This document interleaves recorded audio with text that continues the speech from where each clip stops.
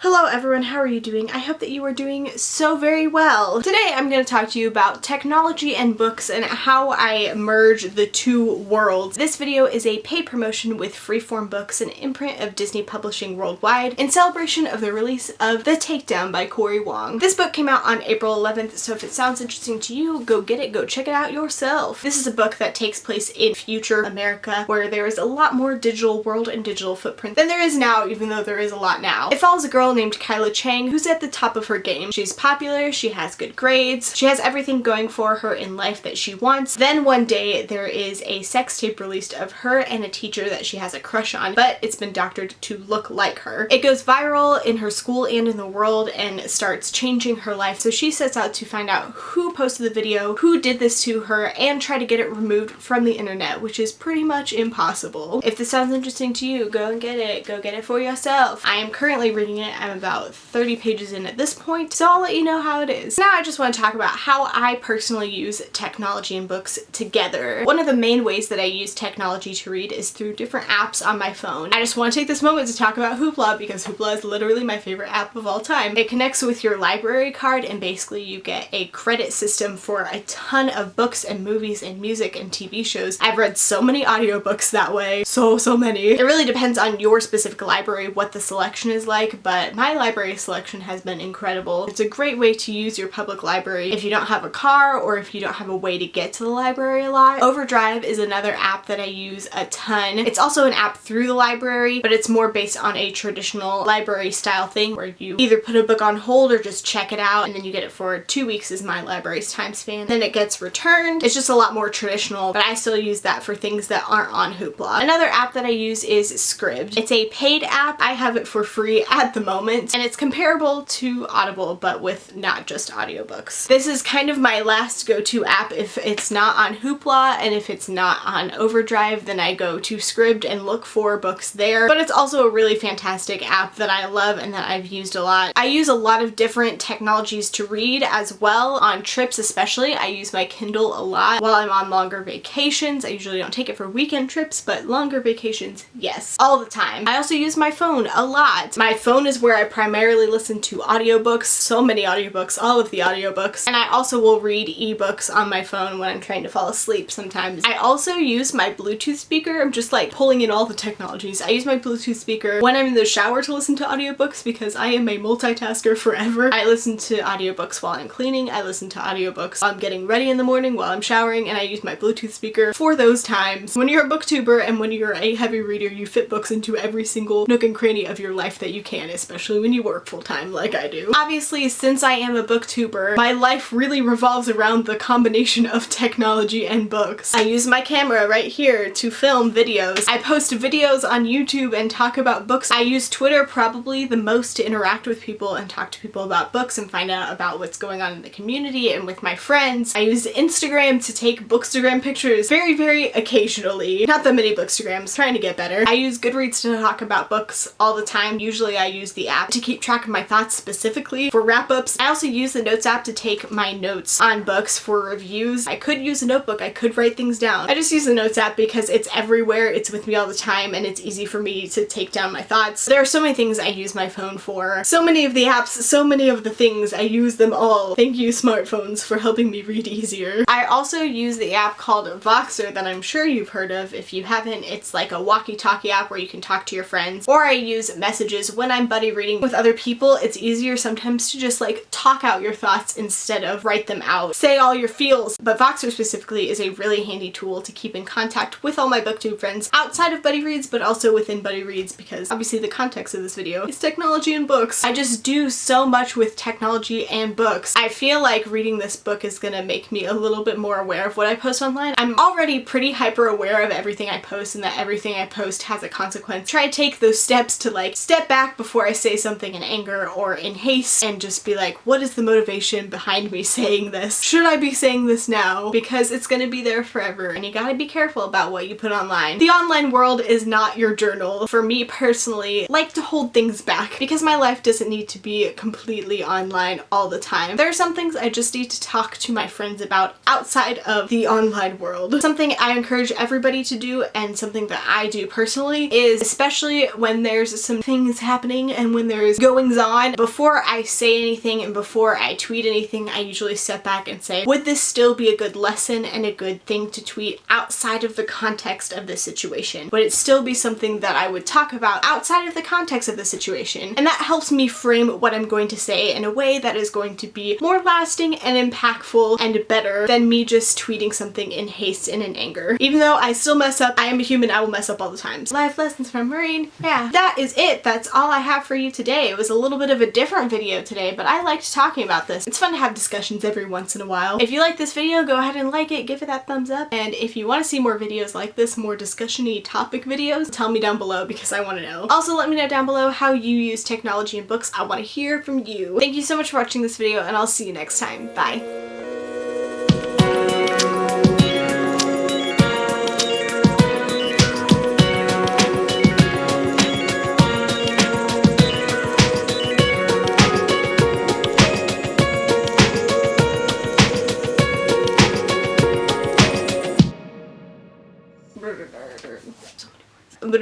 To read so many of. Did you hear that? My stomach's growling.